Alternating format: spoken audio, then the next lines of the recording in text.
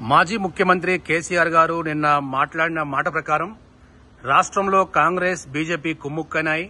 Parliament ఎన్నికల తర్వాత తెలంగాణలో అనిశ్చితి ఏర్పడబోతా ఉంది. కేంద్రంలో ఏర్పడేది సంకీర్ణ ప్రభుత్వమే. బారాసాయే తెలంగాణకు శ్రీరామ రక్ష అని చెప్పి ఒక పత్రికా ఇంటర్వ్యూలో ఇచ్చారు. సో దీనిపై మీరేమంటారు?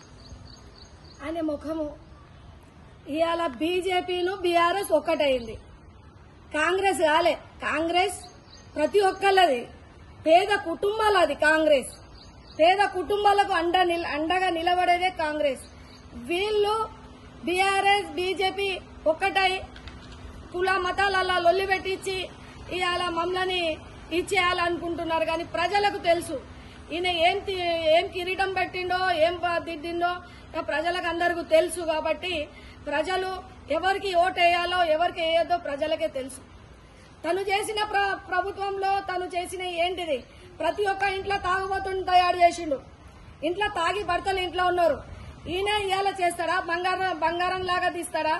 కానీ ప్రజలందరూ ఒకటే కంగనం కట్టుకున్నారు. బీజేపీ బీఆర్ఎస్ ఒక్కటని, వీళ్ళందరికీ చెత్త కుండీలో పారేయాలని ఒక కంగనం కట్టుకొని కాంగ్రెస్ ప్రభుత్వానికే ఒక మద్దతు పలకాలని ముందుకెళ్లేదానికి ముందుకున్నారు. ఎందుకంటే పేద కుటుంబాలకి రక్షించేదే కాంగ్రెస్ ప్రభుత్వం. గతంలో కూడా హిందూ ముస్లిం బాయ్ లాగా ప్రేమించేది కూడా కాంగ్రెస్ ప్రభుత్వమే. దీంట్లో ప్రతి ఒక్కళ్ళు వస్తారు, దీంట్లో ప్రతి ఒక్కళ్ళ ఓటు వేస్తారు. వీళ్ళు ఇప్పుడు చేసిన మాటలకి గాలికే అనుకుంటారు. తన మాటకి ఇప్పుడు ప్రజలు నమ్మే పరిస్థితి లేదు. తను మాట్లాడే మాటలు అల్లిబుల్లి మాటలు, కల్లిబుల్లి మాటలు ఇక్కడ ఎవ్వడు నమ్మే పరిస్థితి లేరు. సామాన్య ప్రజలు గాని మహిళలు గాని ఏ రకంగా వాళ్ళు నష్టపోయారో అందరికీ తెలుసు. 10 సంవత్సరాలు మమ్మల్ని ఈ 2 పార్టీలు కలిసి మా మహిళలకు గాని ప్రతి ఒక్కరికి అన్యాయం చేసిన పార్టీలు ఏవైతే ఉన్నాయంటే అది కేవలం బీజేపీ బీఆర్ఎస్ మాత్రమే.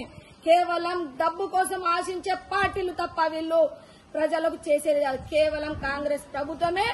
రాబోయే రోజులలో ఎవరికైతే సీఎం చేసినామో రేవంత్ రెడ్డి గారికి అతనికే ముందుకు తీసుకుపోతామని ఆలోచిస్తున్నాం. కేంద్రంలో కూడా బీజేపీ పాలనని పక్కన పెడతాం. రాహుల్ గాంధీకే ప్రైమ్ మినిస్టర్ చేస్తాం.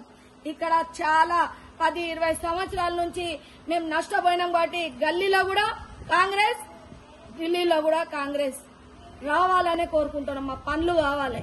వీళ్ళ మాటల్లోకి మళ్ళా ఎవరు మోసపోరు, ఎవ్వరు కూడా వాళ్లకు ఓట్లు వేయరు.